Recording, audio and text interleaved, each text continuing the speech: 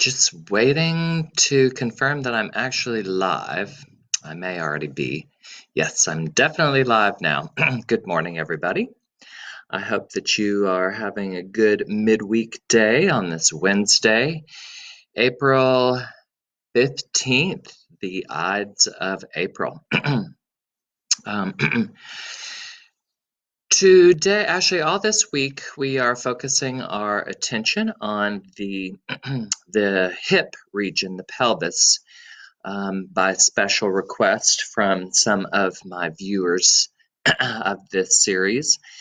And today, we're going to continue that focus with some exercises that are also going to bring our attention to the area just above and below the pelvis, the lower back, the lumbar region, and the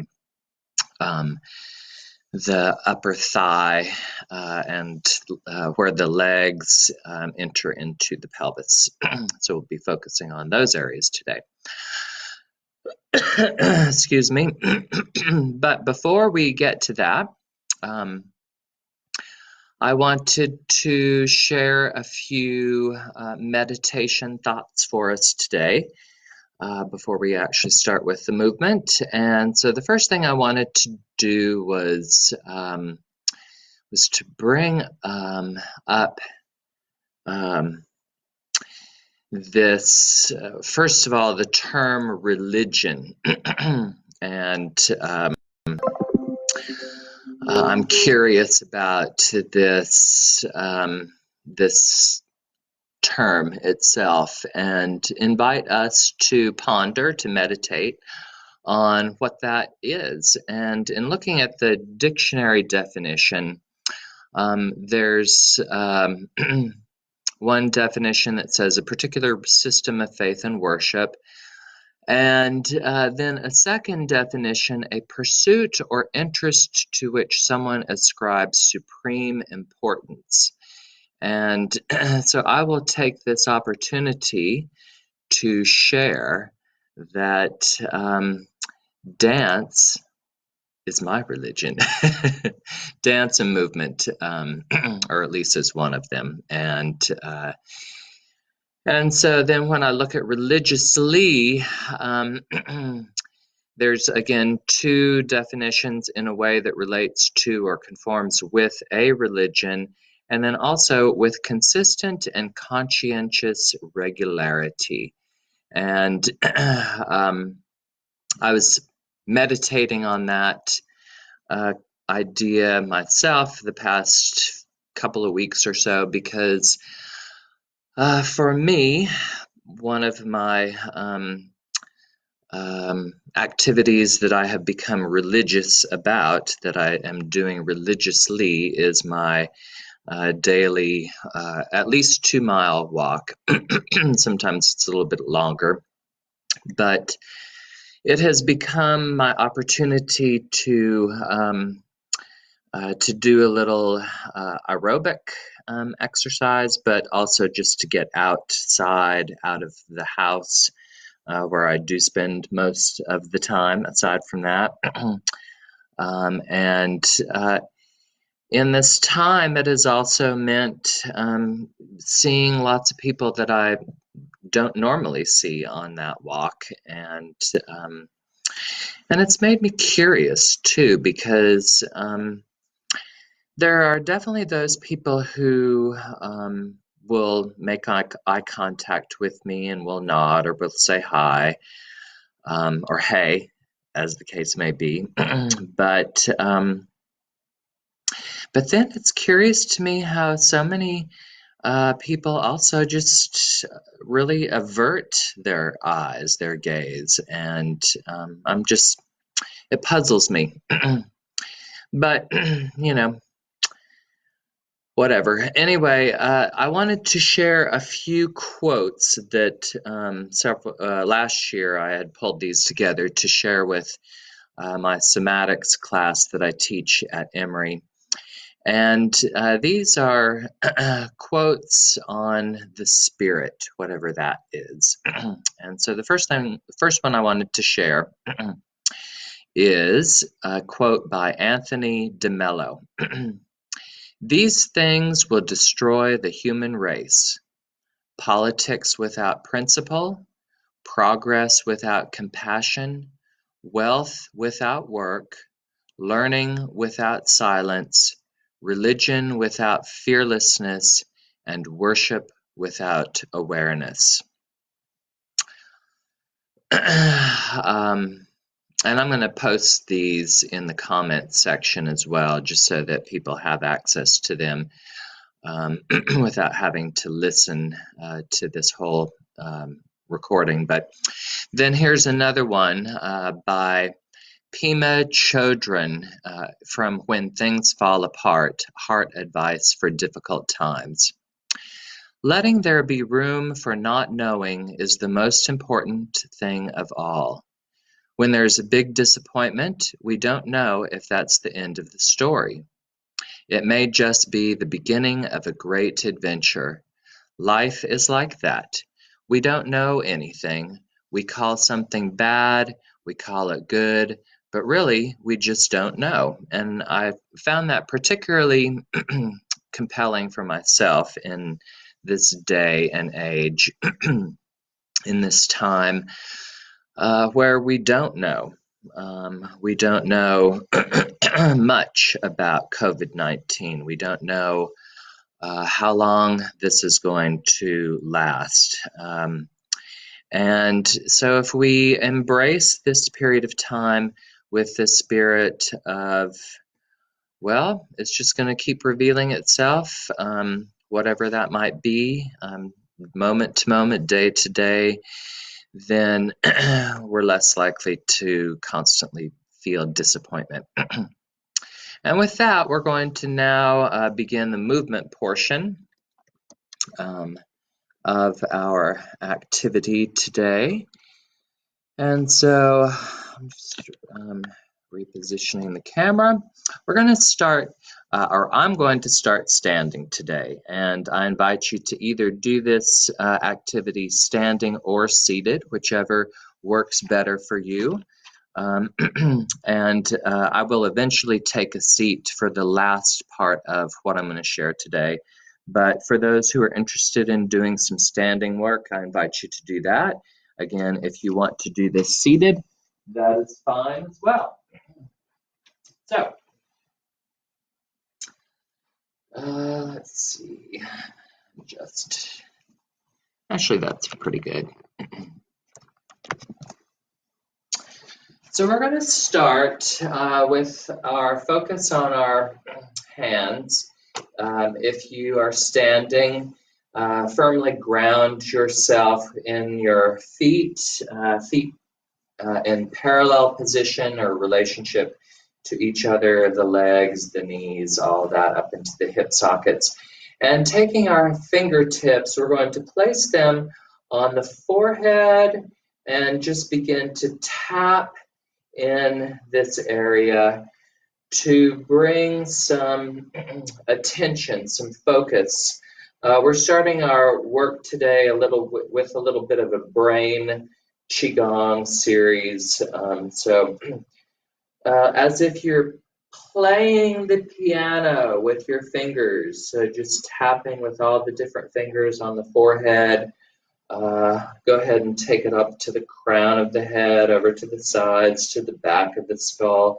But just this tapping to help kind of bring attention, awareness. And then we're going to take all of our fingers and thumbs and just give some pressure into the front part of the skull. Just pressing in, bringing even deeper awareness, trying to increase some energetic flow into this front part of the brain. And taking a couple of nice deep breaths as we do this, inhaling and exhaling.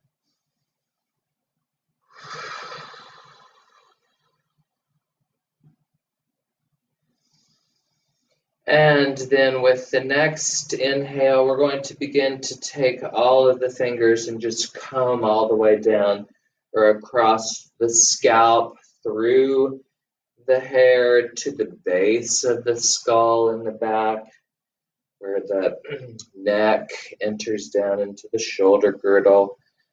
Just a few of these combing actions, or raking, if you will, through the hair, through the skull. A couple more, continuing with the breath, breathing in, breathing out. And one last one.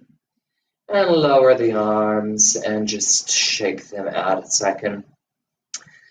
And again, if you're seated, your arms are going to be a little bit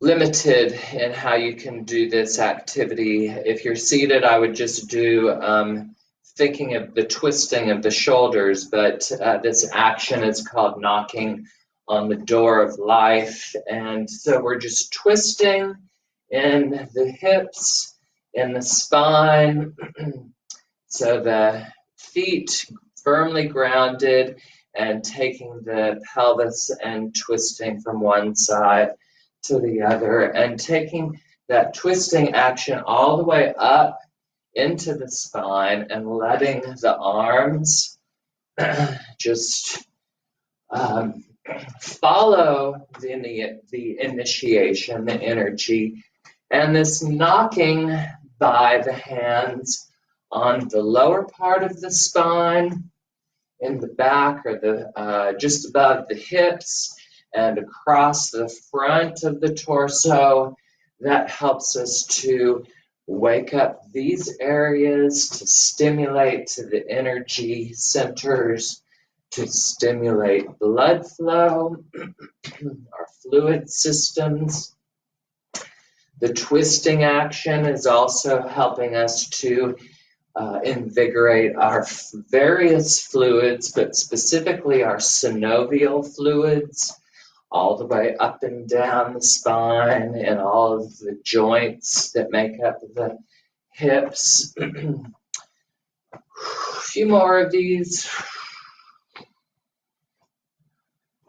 And let's slowly bring this back down to stillness.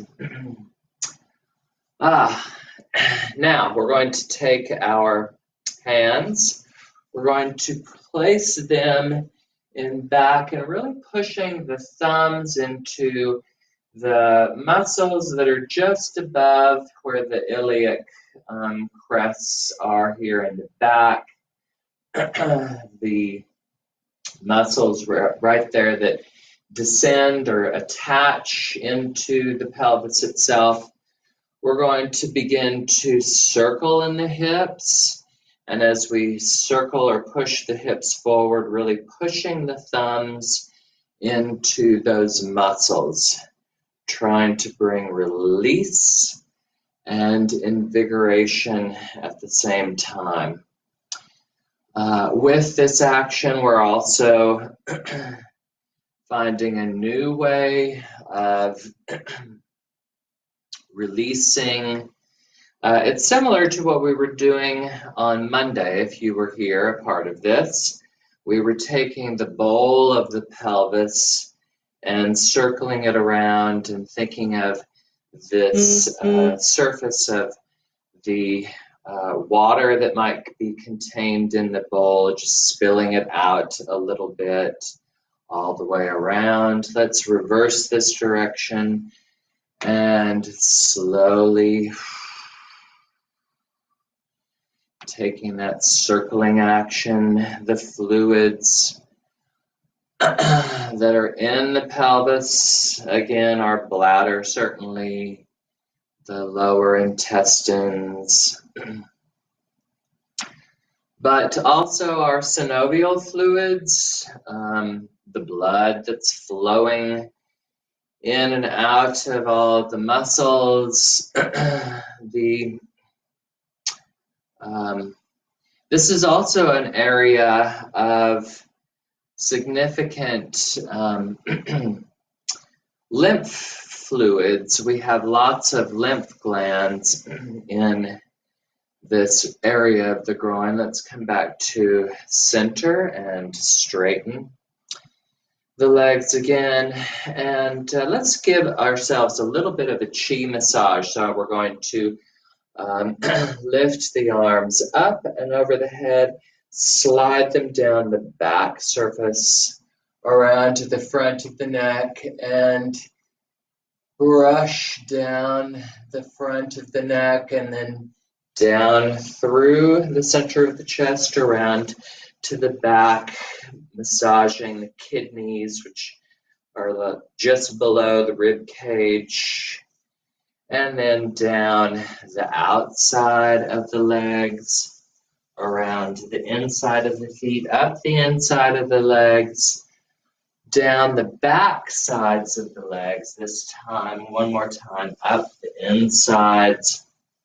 And then we're just going to do some knocking here in this crease area where we have lots of those lymph glands.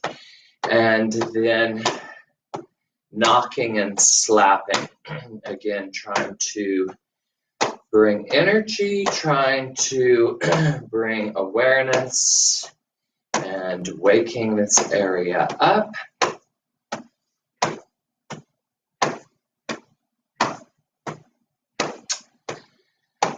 And slowly bringing this to stillness. And let's take a moment to check in. We're going to definitely sit now. So if you have not already, if you're not already seated, let's go ahead and take a seat. Now, I will show you that I already have a stool set up here in front of me. And let's take a moment before we put our feet up on the stool just to, if you're already seated, grounding the sits bones or the ischia down into the chair or stool. And now let's, instead of focusing on the hip circles, let's go ahead and circle in the rib cage. With this circling, we're trying to, again, bring a sense of relaxation to the lumbar region. If we have tightness in the hips, it's often because we have tightness in these areas either directly above the pelvis, let's reverse the direction again, or below the pelvis in the legs. And one last reversing of the direction. And we often are not utilizing the muscles in our core enough, and I mean not just these that are on the surface, but really deep, the muscles that connect the legs through the pelvis to the spine, the iliopsoas.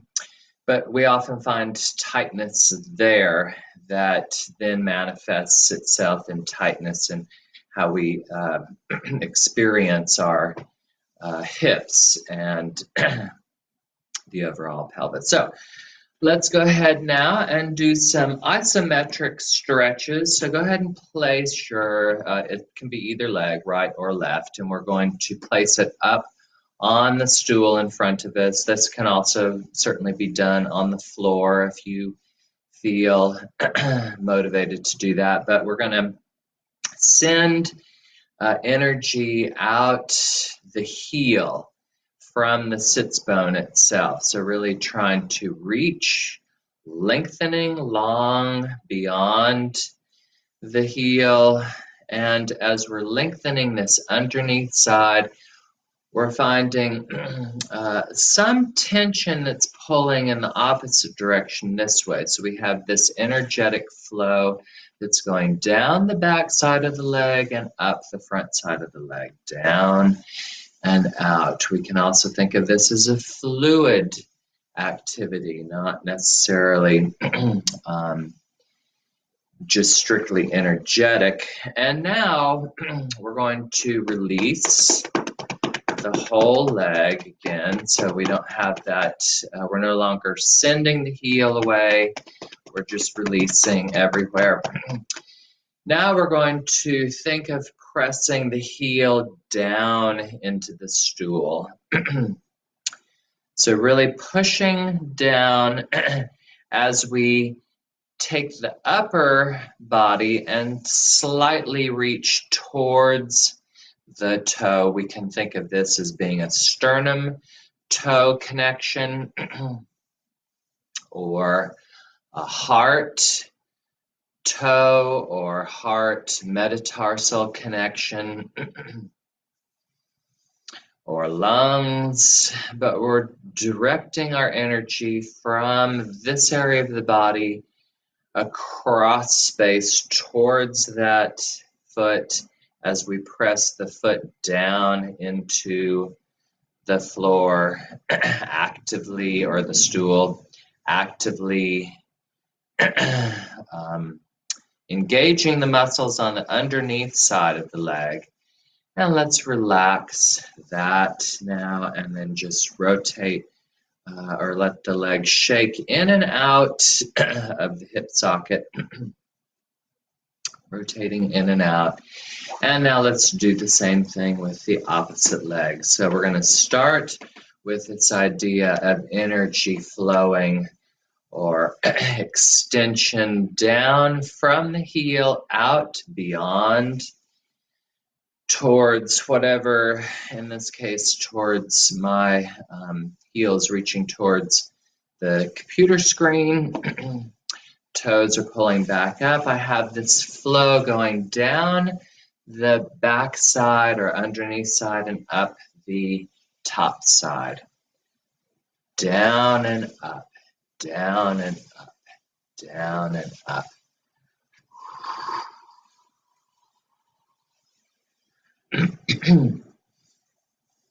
Few more of these.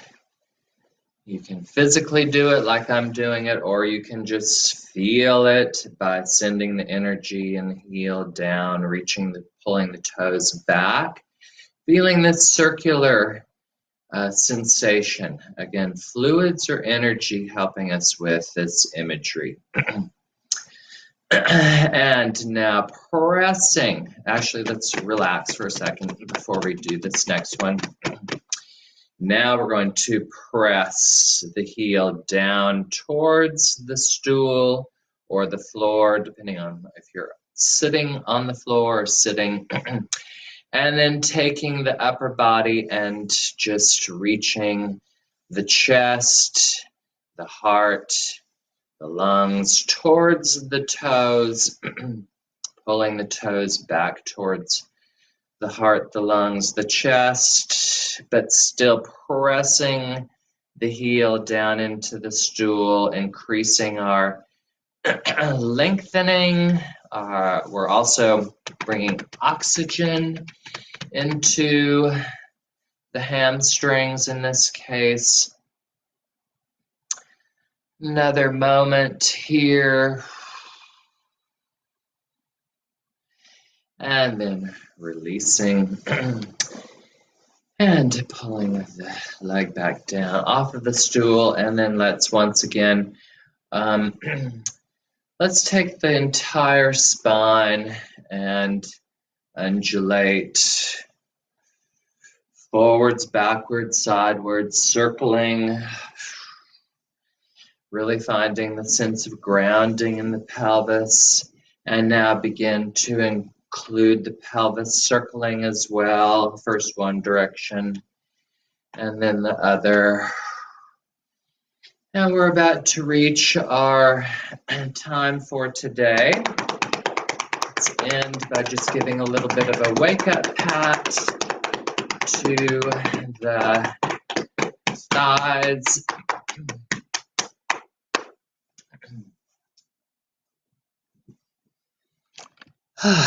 So all of that